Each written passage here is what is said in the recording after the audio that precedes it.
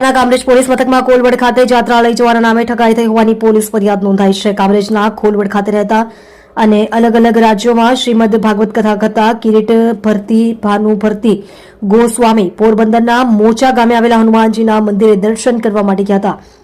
ત્યાં દર્પણ સુધીર પંડ્યા નામનો ઈસમ ત્યાં ભટકાયો હતો. તેમણે કિરીટ ભરતી બાપુને ઓડિશાના જગન્નાથપુરી ખાતે કથા કરવા માટે સહમત કર્યા હતા.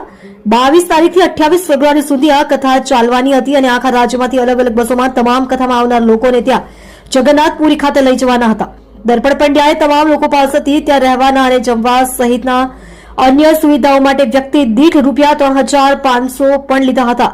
નિયત સમય પ્રમાણે કામરેજથી 4 જેટલી બસો ઉપડી હતી. બસના ચાલકે પેટ્રોલ પંપ પર ડીઝલ ભરવા માટે બસ ઉભી રાખી હતી અને દર્પણ પંડ્યાને ડીઝલના પૈસા બાબતે જણાવતા દર્શન પંડ્યાએ પોત પ્રકાશ્યું હતું અને સર્વર ડાઉન છે, પૈસા ટ્રાન્સફર થઈ શકે એમ નથી.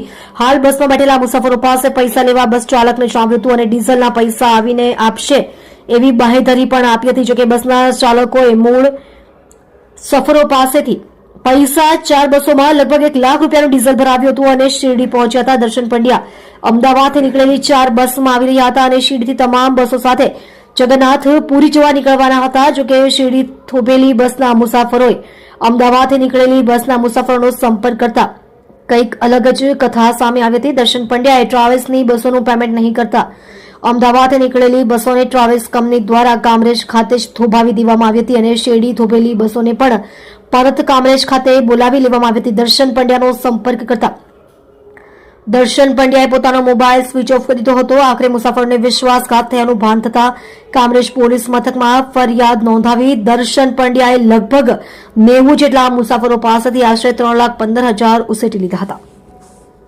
તમે જોઈ રહ્યા છો DNY ન્યૂઝ ચેનલ રમનદીપ કૌરની સાથે.